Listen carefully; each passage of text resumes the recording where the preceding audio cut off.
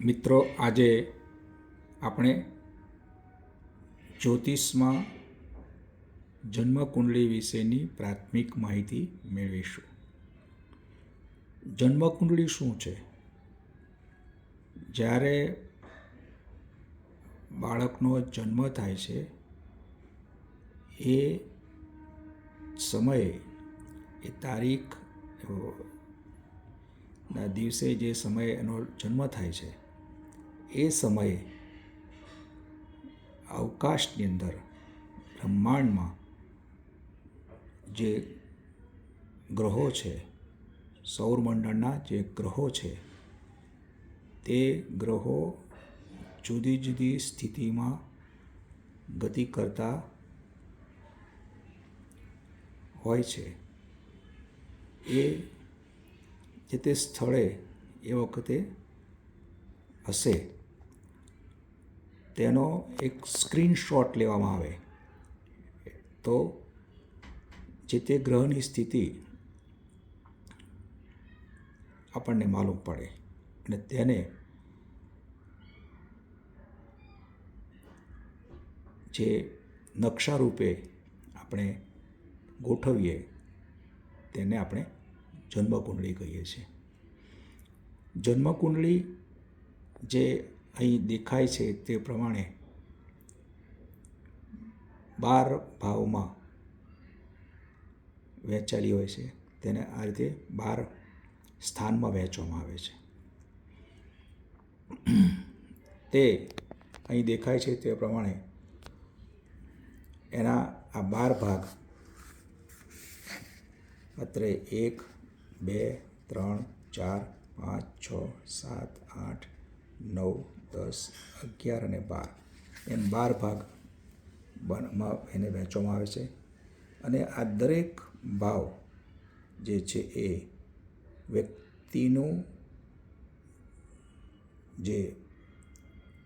વ્યક્તિના જીવન સાથે સંકળાયેલી માહિતી દર્શાવે છે. સૌથી પ્રથમ અત્રે જે છે તે આ પ્રથમ સ્થાન છે, જેને આપણે લગ્ન સ્થાન અથવા તનુભાવ કહેવામાં અથવા તો તન ભાવ કહેવામાં આવે છે. બીજું જે સ્થાન છે તેને આપણે દ્વિતીય સ્થાન અથવા તો બીજું સ્થાન તરીકે ઓળખે છે, અને જે ધન સ્થાન તરીકે ઓળખાય છે. ત્રીજું જે છે એ અત્રે સહજ ભાવ તરીકે ઓળખાય છે. એ જ પ્રમાણે આ ચોથું જે સ્થાન છે એ સુખ સ્થાન તરીકે ઓળખવામાં આવે છે. ત્યાર પછી આ જે પાંચમું સ્થાન છે એને વિદ્યાનું સ્થાન, બુદ્ધિનું સ્થાન અથવા સંતાન સ્થાન તરીકે ઓળખવામાં આવે છે. ત્યાર પછી આ જે સ્થાન છે એ છઠ્ઠું સ્થાન છે અને એ રોગ, ઋણ, શત્રુ દર્શાવે છે. પછી આ જે સાતમું સ્થાન છે એ પાર્ટનરનું, આપણા જે જીવનના પાર્ટનર, લાઈફ પાર્ટનર જેને આપણે કહીએ છીએ, તે પતિ હોય તો, એટલે મીન્સ કે પુરુષ જો હોય તો એની પત્નીનું સ્થાન, અને જો પત્ની હોય તો એના પતિનું સ્થાન, એ સાતમું સ્થાન, સપ્તમ સ્થાન દર્શાવે છે. આ જે છે એ અષ્ટમ સ્થાન છે મૃત્યુ સ્થાન તરીકે, એટલે કે આયુષ્ય દર્શાવે છે. ત્યાર પછી આવે છે એ નવમું સ્થાન છે અને તે પિતાનું સ્થાન દર્શાવે, વ્યક્તિના પિતાનું સ્થાન અને ભાગ્ય સ્થાન તરીકે ઓળખવામાં આવે છે. ત્યાર પછી આવે છે કર્મનું સ્થાન છે, 10મું સ્થાન, જે વ્યક્તિનું કર્મ અને પિતાનું પણ સ્થાન છે. ત્યાર પછી આવે છે લાભ સ્થાન, જે 11મું અથવા તો એકાદશ સ્થાન તરીકે ઓળખવામાં આવે છે. ને વ્યક્તિને કોઈ ઓચિંતો લાભ મળવાનો હોય એ સ્થાન દર્શાવે છે. અને ત્યાર પછી આ જે છે એ વ્યય સ્થાન છે અને એ 12મા સ્થાન તરીકે ઓળખવામાં આવે છે. તો આ રીતે આપણે આ 12 જે સ્થાન છે એને આપણે જોયા. હવે આપણે જોઈએ ડિટેલમાં. તો પ્રથમ સ્થાન છે એ વ્યક્તિનું વ્યક્તિત્વ, એનો સ્વભાવ અને શરીર દર્શાવે છે, જેને આપણે લગ્ન સ્થાન કહીએ છીએ. આ લગ્ન જે છે એ વ્યક્તિનો વ્યક્તિત્વ એટલે વ્યક્તિ કેવો હશે,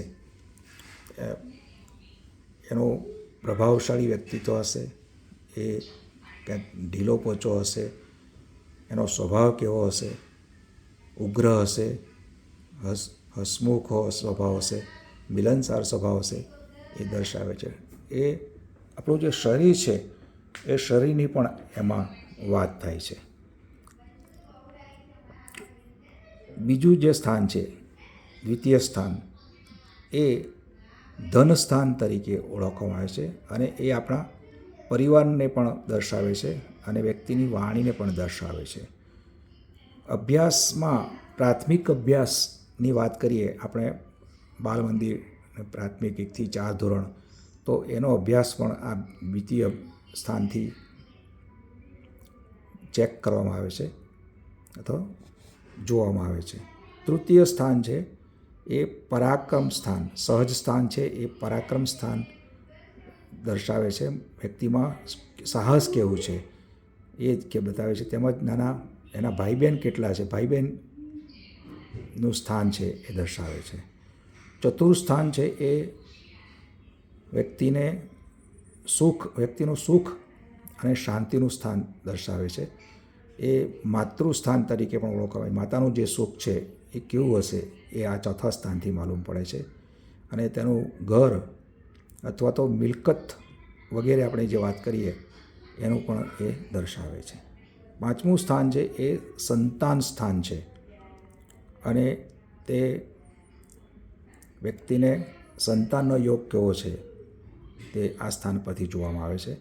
ત્યાર પછી વ્યક્તિની વિદ્યા અને અભ્યાસ તેમજ બુદ્ધિ, એ કેવો બુદ્ધિશાળી છે તે આ પાંચમા સ્થાન પરથી જોઈ શકાય છે. ષષ્ઠમ એટલે કે છઠ્ઠું સ્થાન છે એ રોગ, ઋણ, શત્રુના સ્થાન તરીકે ઓળખવામાં આવે છે. તે વ્યક્તિને રોગ, નાનો મોટો રોગ, નાની મોટી બીમારી, તેમજ એને દેવું થશે કે નહીં, લોન મળશે કે નહીં, તેમજ શત્રુ, છુપા કે સામે પ્રત્યક્ષ શત્રુ વગેરેની માહિતી આ ષષ્ઠમ સ્થાન દ્વારા, છઠ્ઠા સ્થાન દ્વારા મળી રહે છે. ત્યાર પછી સાતમું સ્થાન છે એ વિવાહનું સ્થાન છે. એટલે કે વ્યક્તિનું જે લગ્ન થાય છે, મેરેજ, એ આ વિવાહનું સ્થાન, આ સાતમું સ્થાન બતાવે છે. એટલે કે જો પુરુષ હોય તો તેની પત્ની અને મહિલા હોય તો તેના પતિનું આ સ્થાન દર્શાવે છે. પતિ કેવો હશે, પત્ની કેવી હશે, લગ્ન ક્યારે થશે, આ સપ્તમ સ્થાનથી જોવામાં આવે છે. તેમજ આપણે કોઈ ધંધો કે અન્ય કોઈ ભાગીદારી કરીએ તો એમાં ભાગીદારી સફળ થશે કે નહીં, ભાગીદાર કેવો હશે એ પણ આ સાતમા સ્થાનથી જોઈ શકાય છે. અષ્ટમ સ્થાન છે એ આઠમું સ્થાન છે. એની અંદર વ્યક્તિની આયુ એટલે કે એની ઉંમર કેટલી હશે તે જાણી શકાય છે. કેટલી હશે એ, અને આયુષ્ય લાંબુ હશે, ટૂંકું હશે, મધ્યમ હશે, તે અંગેની જાણકારી મળી રહે છે. વ્યક્તિનું મૃત્યુ કેવું હશે, તેમજ કેટલાક રહસ્યો પણ આ સ્થાનમાં હોય છે. એટલે વ્યક્તિમાં અમુક જો ગ્રહ અહીંયા બેઠેલા હોય તો વ્યક્તિ ખૂબ જ રહસ્યવાળું જ્ઞાન એની પાસે હશે તેવું આ સ્થાન દર્શાવે છે. નવમું સ્થાન જે છે એ ભાગ્યસ્થાન તરીકે ઓળખાય છે અને ધર્મના સ્થાન તરીકે પણ ઓળખાય છે. વ્યક્તિ કેવો ભાગ્યવાન હશે, તેને ભાગ્ય ક્યારેક મદદ કરશે અને તેના ભાગ્યમાં શું રહેલું છે તે પણ આ ભાગ્યસ્થાનથી જોવા મળે છે. તેમજ પિતાનું સુખ, પિતા જે છે એને કઈ રીતે મદદરૂપ થશે, તો પિતાનો એમને કેવી રીતે આશીર્વાદ મળશે એ આ નવમા સ્થાન ઉપરથી જાણવા મળે છે.